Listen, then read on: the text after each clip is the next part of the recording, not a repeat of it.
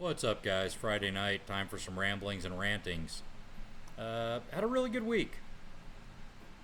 There were definitely some number struggles. I don't tend to focus on numbers a lot, but I do look at them. Not happy with where I ended up on that side of it, but the feeling in the shop is better than it's been in quite a while. It's much more relaxed, much more jovial, back to what it should be and what it generally has been, and that's really awesome. Going in, I get a lot of the problem children. Most of what I get are problem children that have been through a bunch of other shops, a bunch of backyards, been under multiple trees. It seems like this week been under multiple bodies of water. We're starting to see a lot of stuff from Helene that the problems are now materializing in to a much greater extent. That's never fun, but it's part of it, right? It's why we do this. Uh, it's it's cool that we do get those cars, that people trust us with stuff like that. Um, I disagree. I don't really think it's cool, but new and interesting failures are always kind of fun. I do enjoy that side of it. Finding new ways to break stuff where I don't have to do the breaking is awesome. Did make a pretty healthy mistake.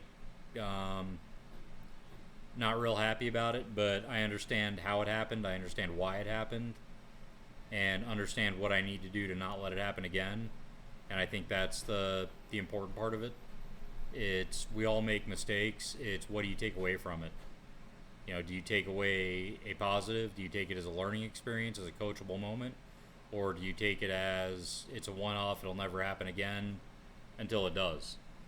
It's real easy to fall into the trap of I made a mistake, so what? Screwed up, won't happen again.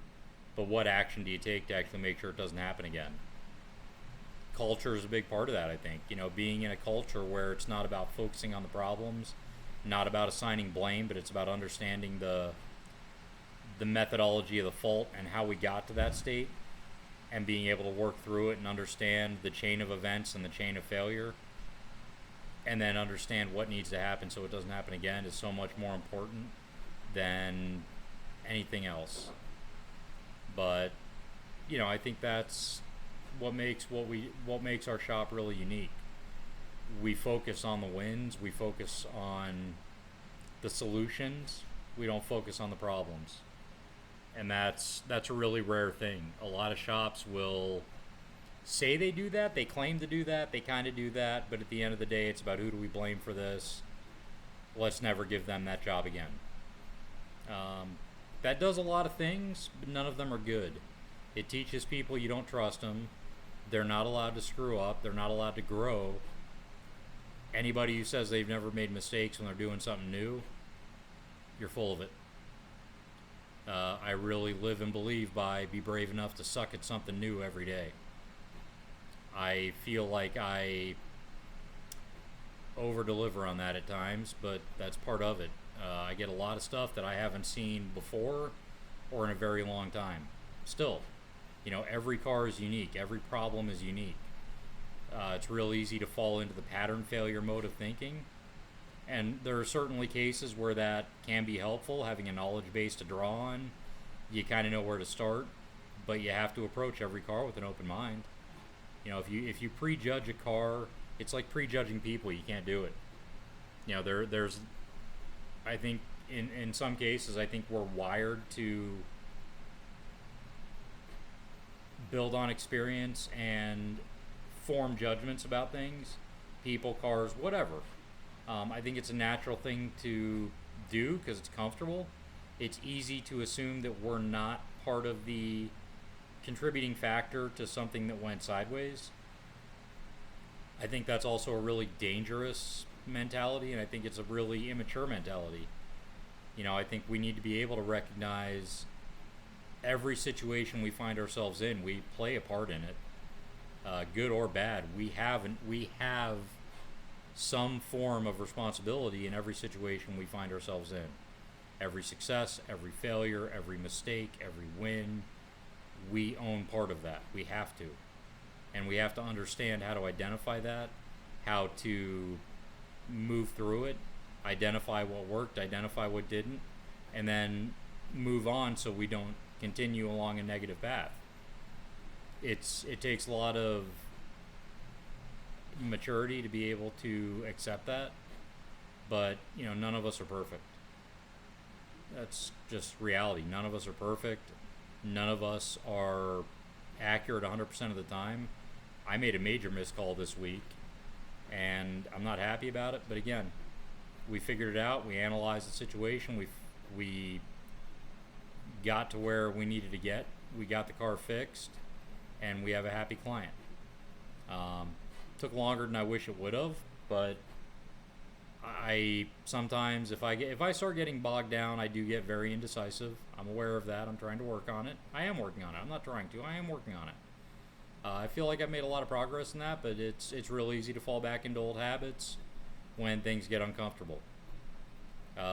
Thankfully, I have a boss who's very willing to give me a kick in the rudder and get me back on track, and he does it in the most polite way possible, but the message is pretty clear.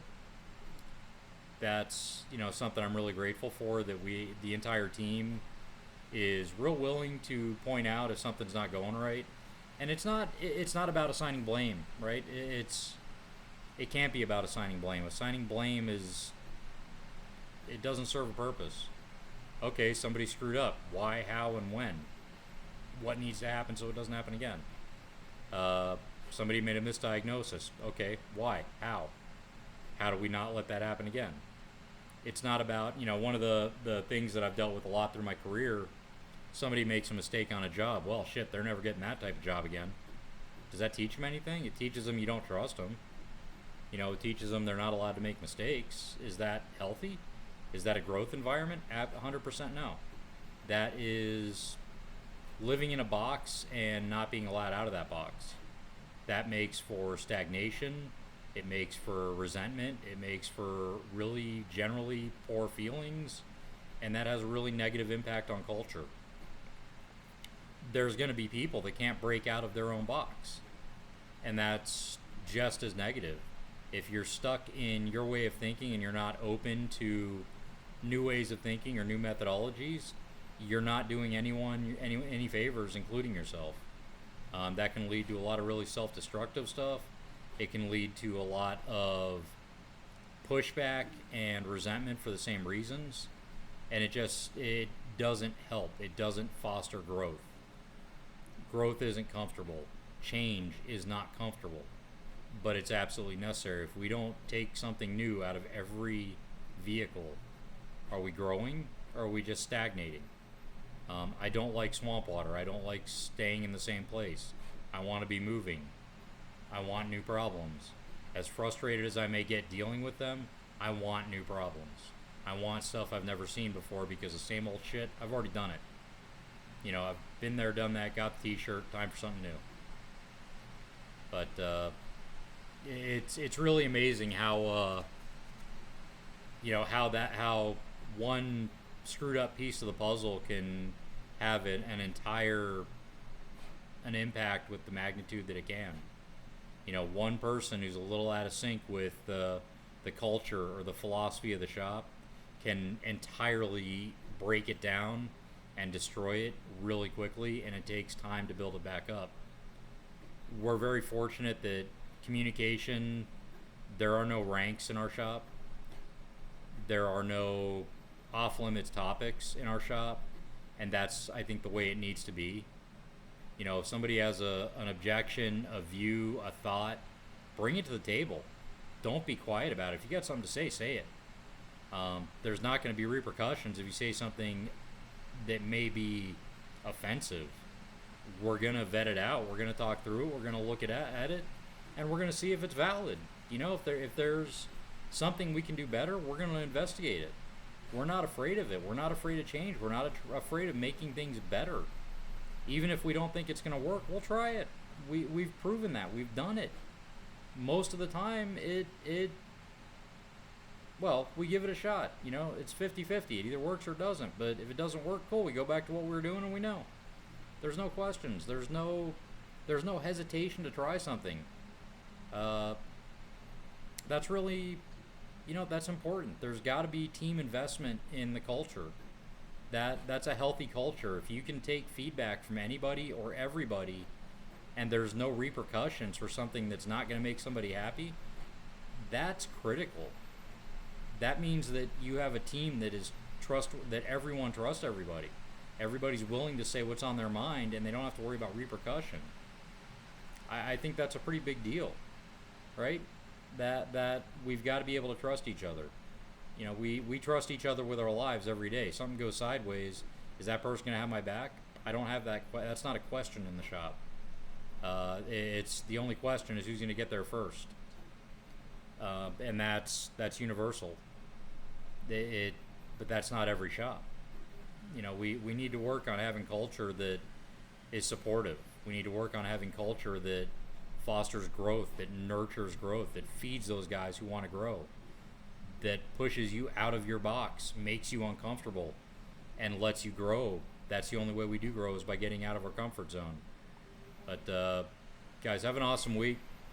Let me know what kind of stuff you'd like to see. I know there's been some comments about beard grooming. That top secret routine, I don't have enough hours in the day to go through all the details of it. Nylock is a really good holding agent to keep your hair in place, and it is water repellent, so your hair won't get watered down. But you guys have an awesome week. I will talk to you later.